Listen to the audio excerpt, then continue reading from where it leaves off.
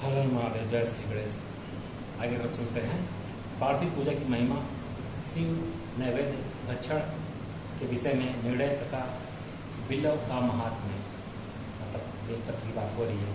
निरंतर स्त्रियों के पूजने पर किस कामना की पूर्ति के लिए कितने पार्थिव लिंग की पूजा करनी चाहिए, इस विषय का वर्णन करके सूत जी बोले, महर्षियों, पार्थिव लिंग की पूजा कोटि कोटि यज्ञों का फल देने वाली है। कलयुग में लोगों के लिए शिवलिंग पूजन जैसा श्रेष्ठ दिखाई देता है, वैसा दूसरा कोई साधन नहीं है।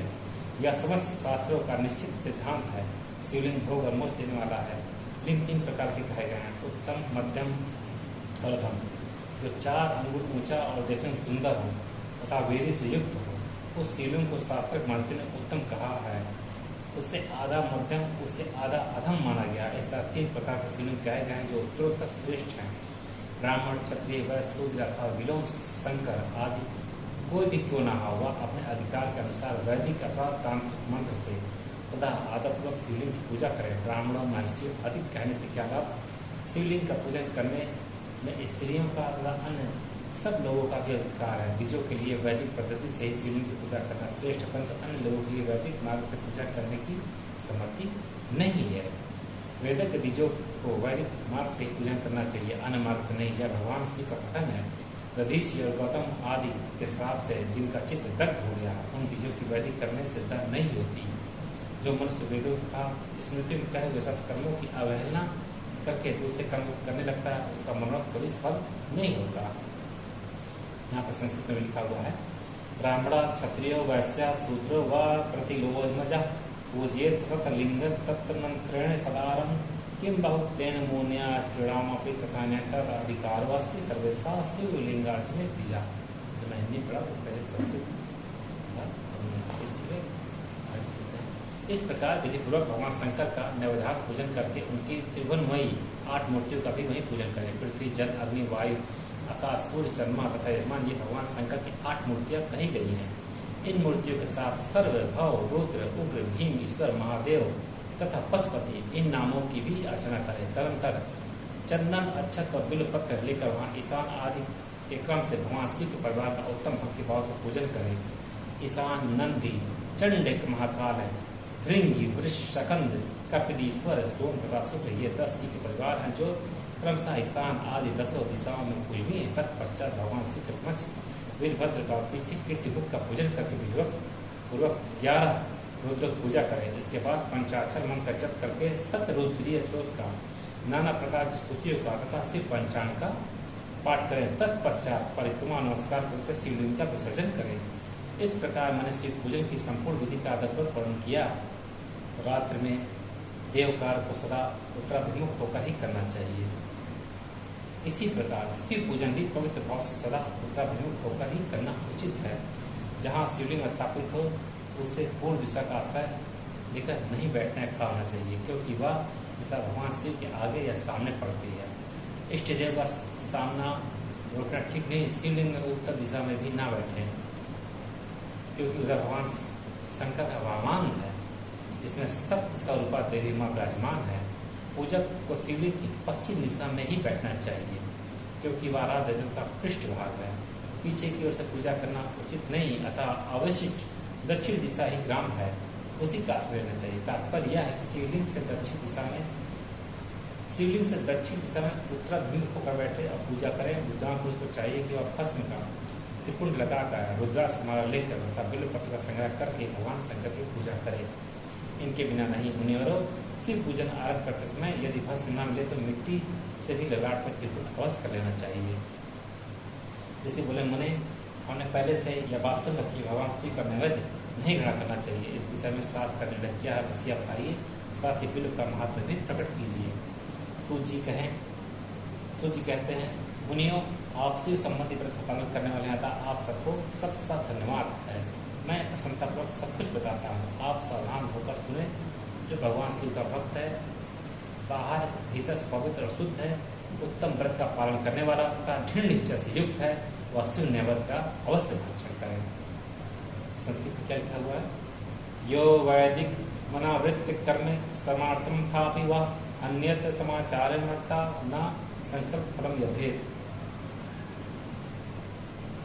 भगवान शिव का नैवेद्य आग्रह है, इस भावना को मन से निकाल दें। शिव के नैवेद्य को देख लेने मात्र से भी सारे पाप दूर भाग जाते हैं। उसको खा लेने पर तो करोड़ों पुण्य अपने भीतर आ जाते हैं। आए हुए शिव नैवेद्य को सिर झुकाकर प्रसन्नता के साथ ग्रहण करें और प्रयत्न करके शिव स्मरण पूर्वक उसका भक्षण करें। आए हुए शिव नैवेद्य को जो या कहकर कि मैं इसे दूसरे समय में ग्रहण करूंगा, लेने में विलंब कर देता है, वह मनुष्य निश्चय ही पाप से बंध जाता है। जिसने शिव की दीक्षा ली हो उस शिव भक्त के लिए या शिव नैवेद्य अवश्य भक्षणीय है, ऐसा कहा गया है। शिव की दीक्षा से युक्त शिव भक्त उसके लिए सभी शिवलिंगों की का नैवेद्य शुद्ध एवं महाप्रसाद है, अतः वह उसका अवश्य भक्षण करे। परंतु जो अन्य देवताओं की दीक्षा से युक्त है और शिव भक्तों में भी मन को लगाए हुए हैं, उनके लिए शिव नैवेद्य भक्षण के विषय में क्या निर्णय है, इसे आप लोग प्रेमपूर्वक सुनो। ब्राह्मणों, जहाँ से साल ग्राम शिला की उत्पत्ति होती है, वहाँ के उत्पन्न लिंग में रसलिंग, पारद लिंग में पाषाण, रजत तथा सुवर्ण से निर्मित लिंग में देवताओं तथा सिद्धियों द्वारा प्रतिष्ठित लिंग में, केसर निर्मित लिंग में, स्फटिक लिंग में, रत्न निर्मित लिंग में तथा समस्त ज्योतिर्लिंगों में विराजमान भगवान शिव के नैवेद्य का भक्षण चंद्रायण व्रत के समान पुण्यजनक है। ब्रह्म हत्या करने वाला पुरुष भी यदि पवित्र होकर शिव निर्माल्य का भक्षण करके उसे सिर पर धारण करे तो उसका सारा पाप शीघ्र ही नष्ट हो जाता है। पर जहाँ चंड का अधिकार है, वहाँ जो शिव निर्माल्य हो उसे साधारण मनुष्यों को नहीं खाना चाहिए। जहाँ चंड का अधिकार नहीं है, वहाँ का शिव निर्माल्य का सभी को भक्त को ग्रहण करना चाहिए। बाल लिंग, नमृतेश्वर, लोह निमित्त, सर्वार्थ, धातुमय लिंग, सिद्ध लिंग, जिन लिंगों की उपासना से किसी ने सिद्धि प्राप्त की है अर्थात जो सिद्धि द्वारा स्थापित है, वे लिंग स्वयं भूलिंग, इन सब लिंगों में शिव की प्रतिमा मूर्तियों में चंड का अधिकार नहीं है। जो मनुष्य शिवलिंग विधिपूर्वक स्नान कराकर स्नान के जल का 3 बार स्नान करता है, उसके कायिक, वाचिक और मानसिक तीनों प्रकार के पाप यहाँ शीघ्र नष्ट हो जाते हैं। जो शिव नैवेद्य, पत्र, पुष्प, फल और जल आग्रह है, वह सब 20 साल ग्राम शिला के स्पर्श से पवित्र ग्रहण के योग हो जाते हैं। मुनीश्वरों, शिवलिंग के ऊपर चढ़ा हुआ जो द्रव्य है वह आग्रह है।